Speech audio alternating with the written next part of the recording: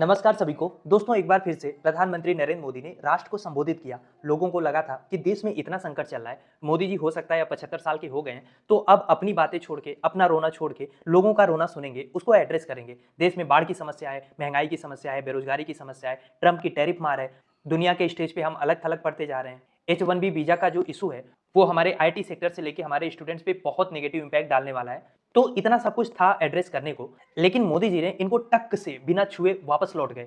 एक बात तो है, मोदी जी भले नॉन बायोलॉजिकल हो ना हो, इस पे डिबेट की जा सकती है, लेकिन वो इस दुनिया के तो नहीं है, क्योंकि इस दुनिया की समस्या, इस देश की समस्या उनको टच भी नहीं कर पाती। अब मोदी जी ने कहा है कि आप लोग जीएसटी का बचत उत्सव मनाइए, मिडिल क्लास को राहत मिलेगी, और लोगों से अपील ये भी की है कि स्वदेशी अपनाइए, खर्च कीजिए, इकोनॉमी को स्ट्रांग बनाइए। 8 साल में जीएसटी थोप के आपने वन नेशन वन टैक्स के नाम पे, इकोनॉमिक रिफॉर्म के नाम पे लोगों की कमर तोड़ दी। मिडिल क्लास के पास बचत के नाम पे कुछ नहीं है, जेब खाली है। तब आप बात कर रहे हैं स्वदेशी की, खर्च करने की और उत्सव मनाने की। 2017-18 में जीएसटी कलेक्शन जहां 7 लाख करोड़ था, 2024-25 में ये फिगर बढ़ के 22 लाख करोड़ हो गया। यानी 6 साल में 3 गुना आपने जीएसटी बढ़ा के वसूल ली है। इंश्योरेंस से लेके एजुकेशन तक हर जगह जीएसटी लगा के आपने मिडिल क्लास को एकदम तोड़ दिया है, एकदम निचोड़ दिया है। असली परचेसिंग पावर मिडिल क्लास की ही पास होती है, क्योंकि जो अमीर लोग हैं, अगर उनके पास और पैसा आ भी जाएगा तो वो क्या ही खरीदेंगे, क्योंकि उनके जरूरत की सारी चीजें तो ऑलरेडी खरीदी जा चुकी हैं।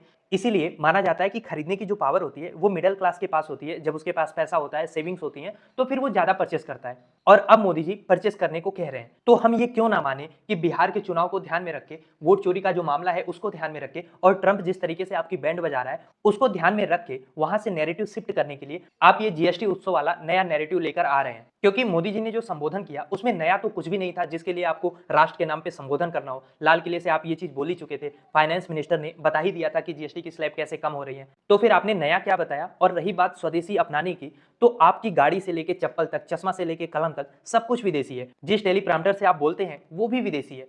चाइना से लगातार हमारा ट्रेड डेफिसिट बढ़ता जा रहा है। सारी जो डिजिटल चीजें हैं उस पे हम कंप्लीटली अमेरिका पे डिपेंडेंट हैं। तो फिर केवल मंच से स्वदेशी कह देने से और मन में विदेशी चीजों का शौक रखने से स्वदेशी सपने पूरे नहीं होते हैं। जीएसटी लगाया आपने गलत तरीके से, नोटबंदी आपने की, छोटे व्यापारियों का कमर तोड़ दिया। 2 व्यापारियों के अलावा आपको देश के बाकी व्यापारी दिखते नहीं है। तो स्वदेशी के नाम पे देश में बन क्या रहा है? 11 साल में आप एक डिजिटल प्लेटफॉर्म नहीं खड़ा कर पाए हैं। 140 करोड़ की आबादी हमारी, उसके बावजूद विश्व गुरु, वसुदैव कुटुंबकम, मोदी मोदी हर जगह विदेशों में ये डंका पिटवाने के बाद, अब जब हर जगह से चाबुक चल रहा है, तब आपको स्वदेशी याद आ रहा है।